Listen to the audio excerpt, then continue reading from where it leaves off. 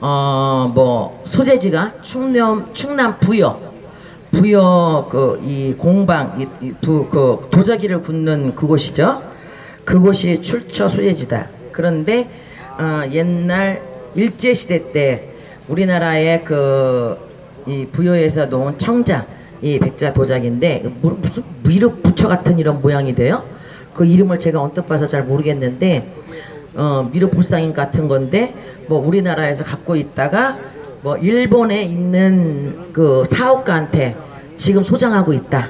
근데 그게 밝혀졌다. 그래서 뭐 문화연구센터를 통해서 문화연구 관리 담당자를 통해서 뭐 우리나라 정부에서 그거를 갖고 오게끔 문화재관리국에서 갖고 들어오게끔 지금 이제 추진을 할 계획이다. 이 얘기를 하더라고요.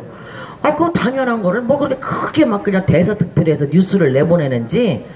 아니 지금까지 우리나라 문화유산이 못 찾아온 게 한두 개가 아니에요. 근데 그거를 아직까지 못 찾고 있다는 것도 그것도 잘못된 건데, 그런 하나의 걸 갖고 대서특필해서 내보내는 걸 보니까 저는 순간 그걸 딱 보면서 무슨 생각을 했냐면요.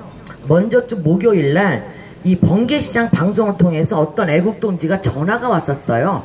전화가 왔는데 그때 순간에 그 얘기를 하는데 어머나 생전 듣지 않던 얘기를 하는데 전 깜짝 놀랐어요. 그 번개시장을 이제 생방을 하는데요.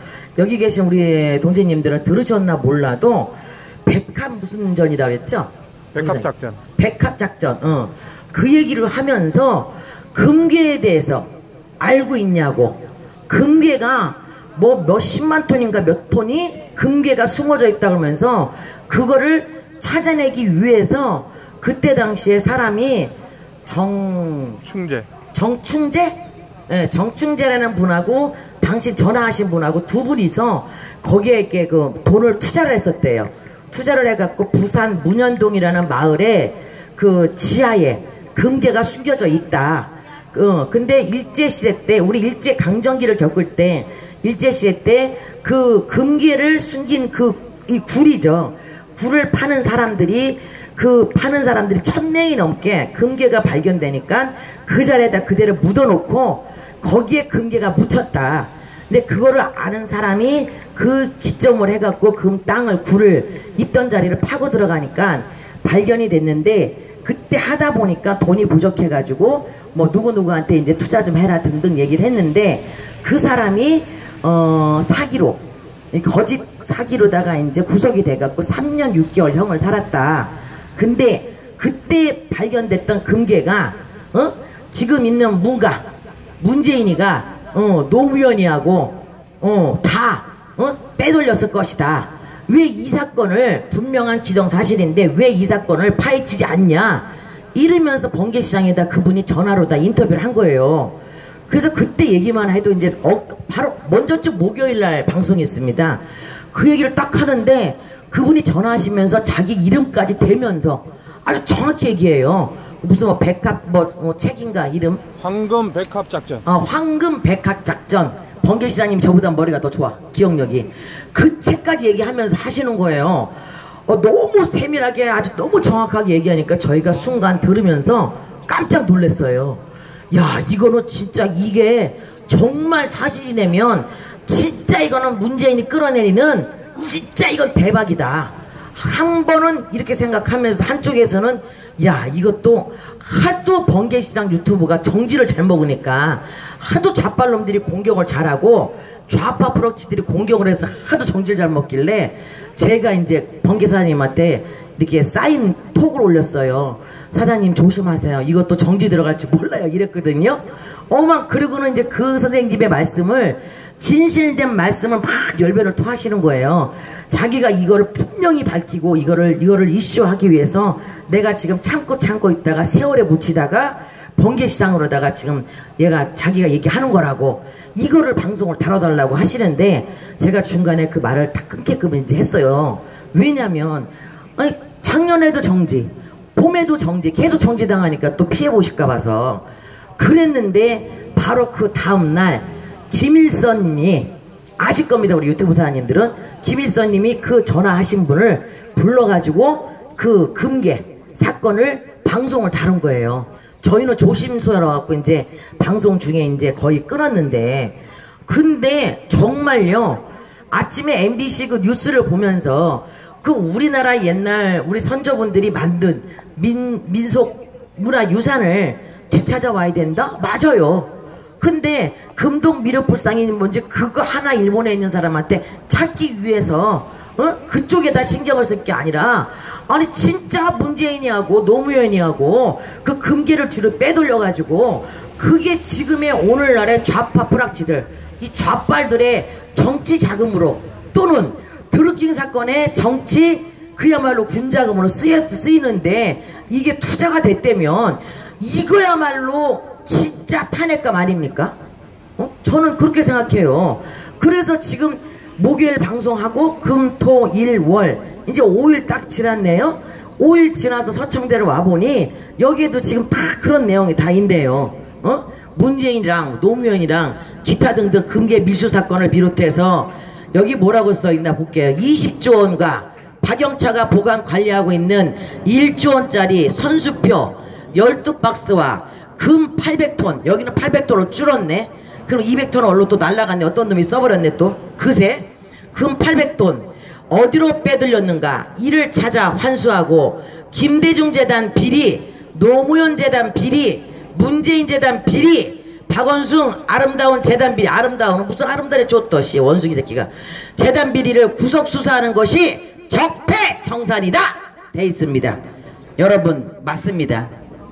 맞죠? 그쵸? 예. 분명히 목요일날 전화로다가 전화고발 하신 분은 금괴 1000톤이라고 그랬어요. 금괴 1000톤이 자기도 있는 거 확인하고 그거를 채취하기 위해서 자금이 부족해서 자금 투자자를 구하던 중에 사기로 들어가서 3년 6개월을 살고 오니까 싹 없어졌대요. 그 1000톤의 금괴가. 그렇다면 그 금괴가 지금은 어디가 있냐 이겁니다. 아니 우리 사랑하는 박근혜 대통령님께서는 청렴결백한 건 우리 대한민국 국민이 되면 다 알지 않습니까? 저는 이 대목에서 이제 민초라는 얘기를 빼겠습니다. 당당하게 5천만 국민, 대한민국 국민의 이름에 한 사람이라고 하겠습니다. 왜 민초라는 얘기를 빼냐? 민초라는 얘기는 지금의 정권에 앉아있는 문재인한테 우리가 한 수 아래로 내려가는 겁니다. 그야말로 하수라는 의미로다가 민초를 쓰는데, 우리 민초 아니에요. 대한민국 국민입니다. 대한민국 국민이 대한민국의 대통령님을 지키겠다고 하는데, 뭐 민초 애국자 이런 얘기 안 하겠습니다. 호칭 대한민국 애국 동지분들입니다. 좀 당당해지자고 이제. 아니 저 좌빨들은 금괴 1000톤을 갖다가 1000톤의 금괴면 돈으로 따지면 얼마입니까?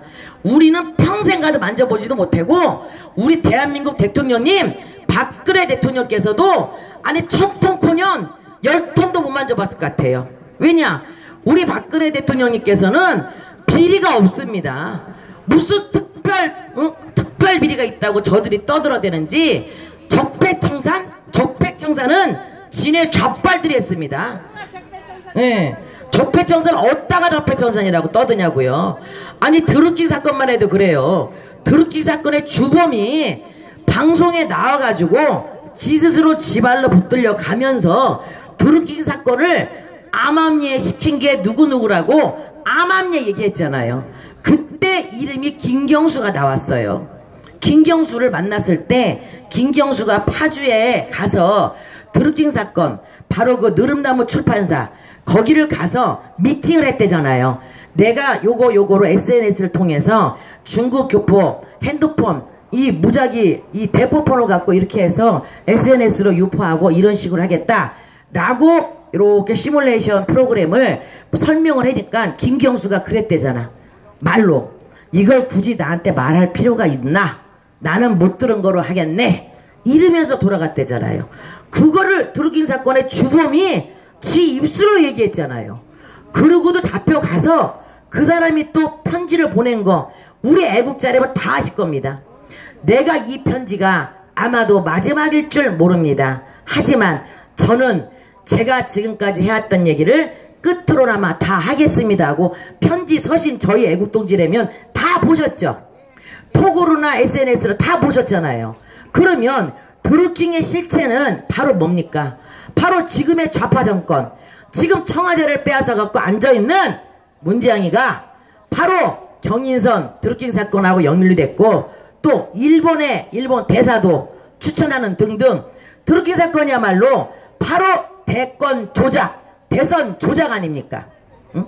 이런 사람들은 그대로 아직까지도 눈을 크게 뜨고 불아리고 당당하게 있으면서, 하물며 북한 땅을 왔다 갔다 하면서, 하물며 북한의 김정은이를 당당하게 만나는 이런 개떡같은 짓을 하는데, 우리 대통령님은 나라를 오직 강건하게 지키려고, 나라의 38선 휴전선을 굳건하게 지키면서 국방의 단단한 국방 안전 지키려고 하신 우리 대통령님, 청렴하기 짝이 없는 우리 대통령님을 무슨 비리로다가 몰아놓고, 박경수의 이런 싸구려 같은 개판사 쓰레기들을 이런 인간들한테 우리 대통령님의 판결을 기다리고 있는 우리 자체가 너무나도 기가 막히고 한탄스럽고 통공할 노릇입니다.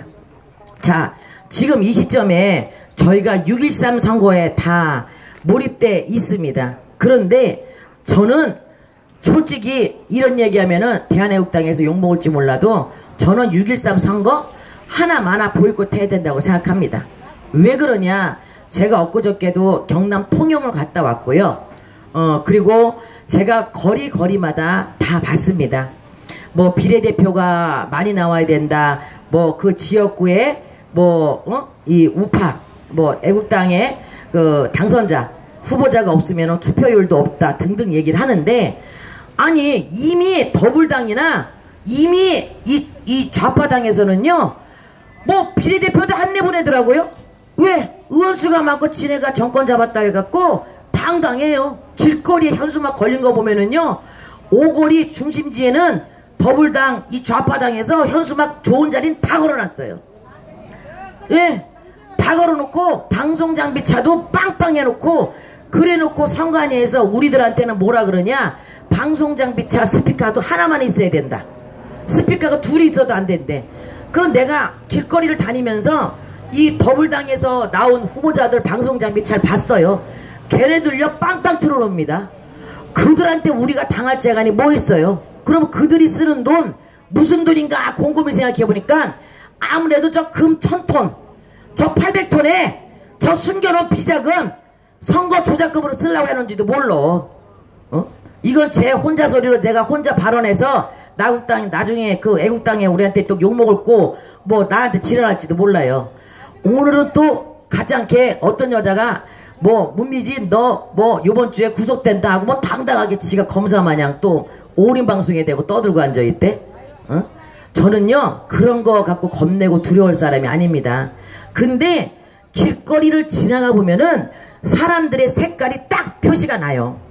어떤 거냐, 아직까지도 젊은 세대 20대 30대에서는 아직까지도 이 서청대에서도 보면 알지만 귀를 우리가 집회하면 귀를 틀어막고 가는 사람이 있어요.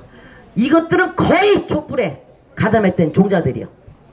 그런가 하면 요번에 전화로다가 왜 그 6.13 선거 때문에 이 호평 확인하려고 전화 오잖아요. 더 기가 막힌 게 전화로 나 몇 살이냐고 묻더라고요. 아니 마구잡이 전화에 제끼는 거예요. 몇 살이냐 물었다가 50대 중반입니다 그랬더니 탁 끊어버려요. 그러면 그게 진짜 올바른 전화로다가 평가하는 거냐고요. 50대 중반이가 끊어버리는 건 뭐야? 애국 태극기들은 동지겠다 싶으니까 말 하나 필요 없다 이거지. 평가해봐야 필요 없다 싶으니까 끊어버리고, 30대 초반입니다 그랬더니 또 전화가 오길래 30대 초반입니다 그랬더니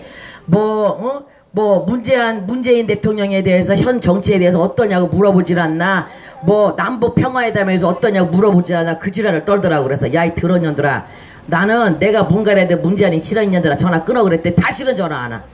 내 전화한테. 이건 바로 뭐냐, 아직까지도 위장평화 니꼬로 지금 전화로다가 텔레마케팅 확인해갖고 우리 국민들의 지지도를 형평성 있게 확인한다 등등 하는데, 아니 제가 6.13 선거 보이콧 해야 된다, 선거 해보나 마나다는 뭔 얘기냐. 아니 우리 앞전에 대선 때도 선거에 지금 이용당했잖아요. 투표용지가 조작돼가고 투표용지가 두 가지였어요.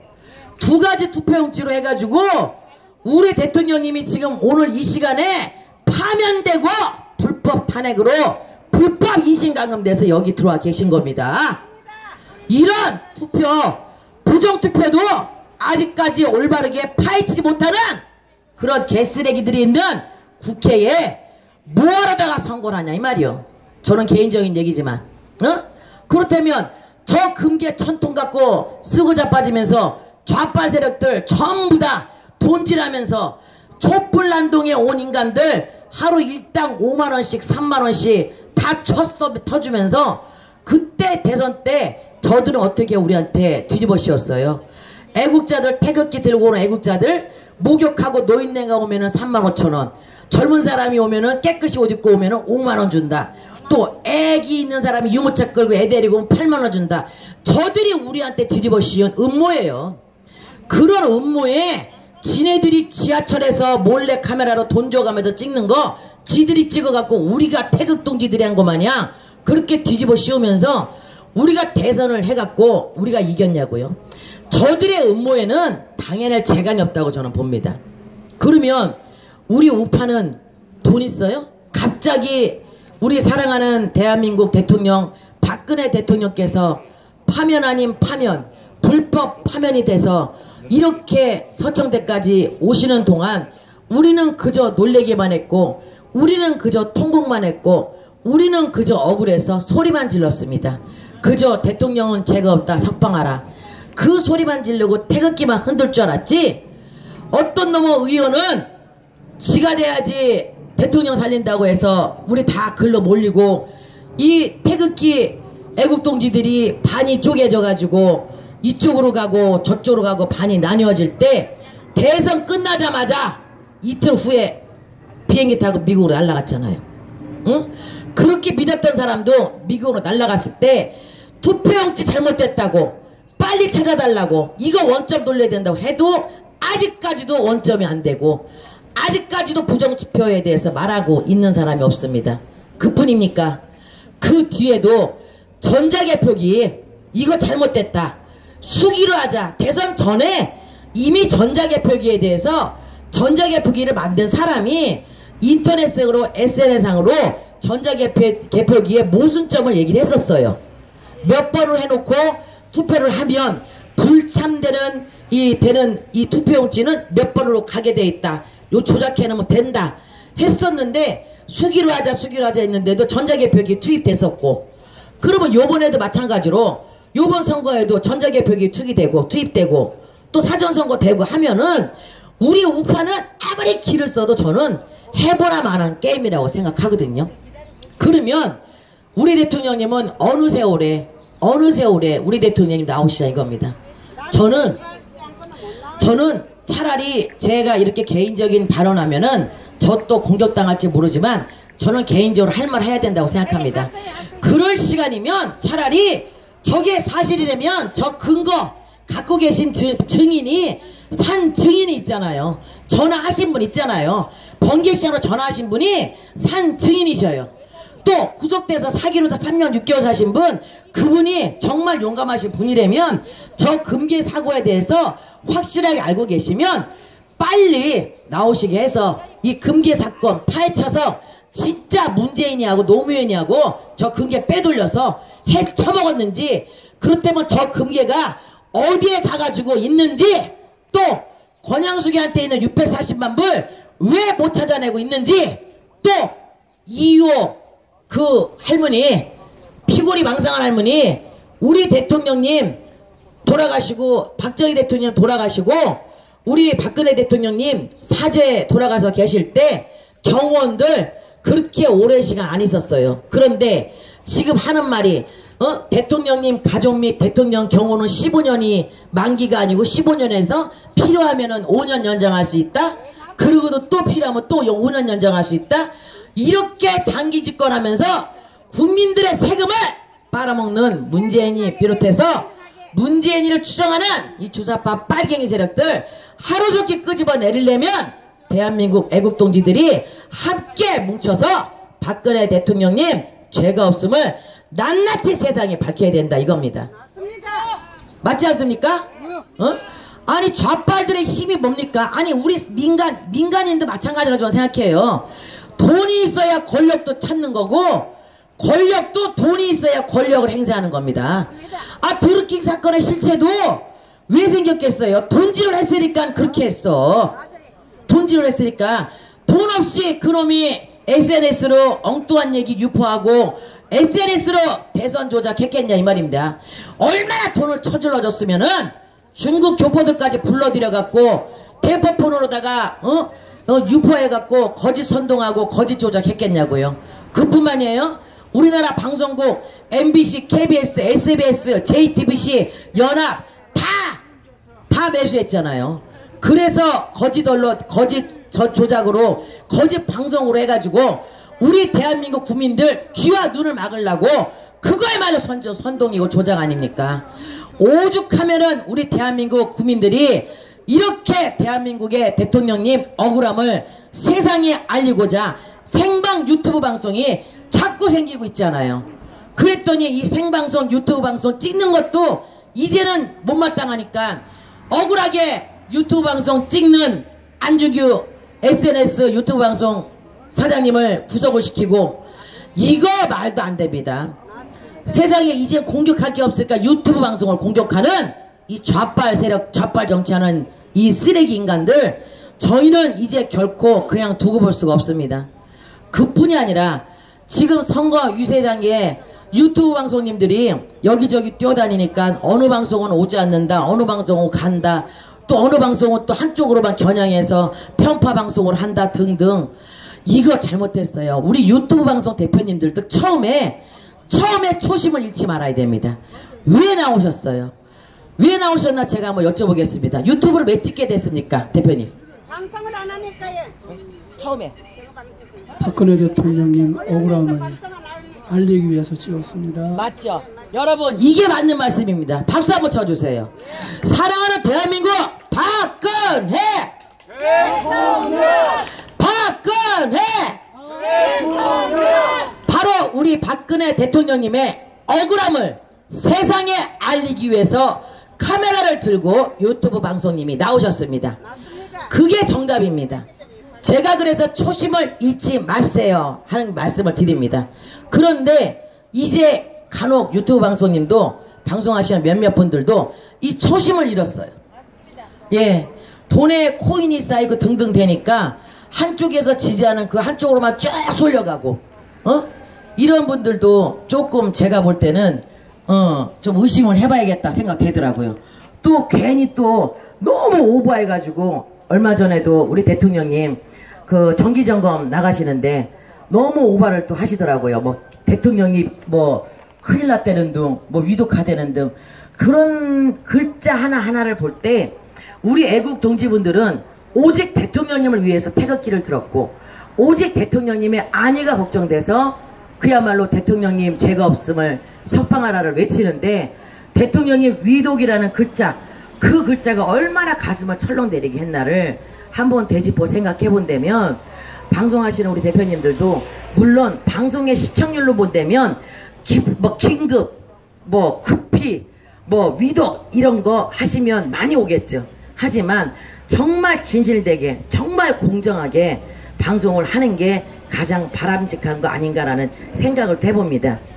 예, 제가 뭐 순간 이 자리에서 이상한 얘기를 많이 돌아가고 있는데 갑자기 저 금계 이 현수막을 보니까요 우리 유튜브 대표님들은 전 세계 전 대한민국 국민들이 모르고 있는 소식 저도 목요일날 그 얘기 들었을 때 깜짝 놀란 게 아니 문재양이 집이 지금 유병헌이 살던 집인데 그럼 문재양이가 저기 청와대 좌파 세력이 들어가기 전에 인권 변호사라고 왔다 갔다 하면서 유병헌이 변론을 했다 치자고 그러면 유병헌이가 살던 집이 지금 문재양이 집 지금 부산 문재양이 집이라고 친다면 대구 양산 그 집이 유병헌이 살던 집이라고 친다면 어떤 경로를 통해서 지금 문재양이 집이 됐는지 이것도 의문점 퀘스천 마크거든요. 그래서 제가 한 3개월 전에 이거 서청대에서 그 얘기를 한 적이 있어요. 유병헌이 집이 지금 문재양이 집이 됐다면 이거에 대한 출처나 이거에 대해서 해명하라 제가 외친 적도 있는데, 그러면 금괴를 숨겼다면 그 뒷산에 있지 않을까라고 생각했는데 생뚱맞게 부산 문현동이 나오더라고요. 목요일날 저녁에. 그래서 난 이 양반이 헛소리 하나 그랬는데, 아니요, 이거를 알고 있는 사람들이 많더구만요. 그렇다면 반드시 이관계는 이게 좌빨 세력들의 정치 자금으로 흘러가지 않았었나 라는 또 의구심이 생깁니다. 여러분 제 얘기 틀려요? 맞습니다. 맞죠? 그런데 요거가 방송에, 우리 유튜브 방송에 돌아다니니까 바로 MBC 방송을 통해 갖고, 사실 이제 우리 애국자들은 MBC고 KBS가 안 봅니다. MBC를 통해서 딱 이슈거리를 만든 게 그 부여있는 무슨 청자 미륵 부처상인가 뭔가가 우리나라의 역사 문화유산인데 그거를 일본이 소재했다고 민속문화연구센터를 통해서 그 환수해오는 추진을 한다. 요거로 이슈를 바꾸더라고요. 그뿐만이 아니라 그때 당시에 제가 우리 여기 본계사님한테 들은 얘기인데, 지금 대한항공을 갑질 논란을 해가지고 대한항공도 지금 무너뜨리게 하잖아요. 대한항공이든 삼성그룹이든 이 좌익 세력에서 무너뜨리려고 하는 그 음모, 이 술수가 다 있더라고요.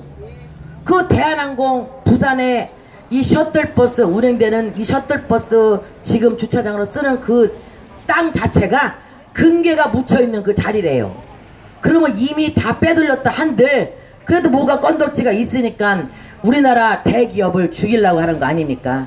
아니 어제는 또 뉴스에 뭐가 나오냐, 현재 경제성장률, 현재 중소기업체 지금 도산의 위기에 있습니다. 그런가 하면 강남에는 식당이든 모든 가게가 거의 문 닫았어요. 세를 못 낼 정도래요. 아니 우리 언니도 갈비집을 크게 해요. 갈비집을요 엄청 크게 하시는데, 그전에는 중국인들 이 알바를 썼습니다. 파티타임을.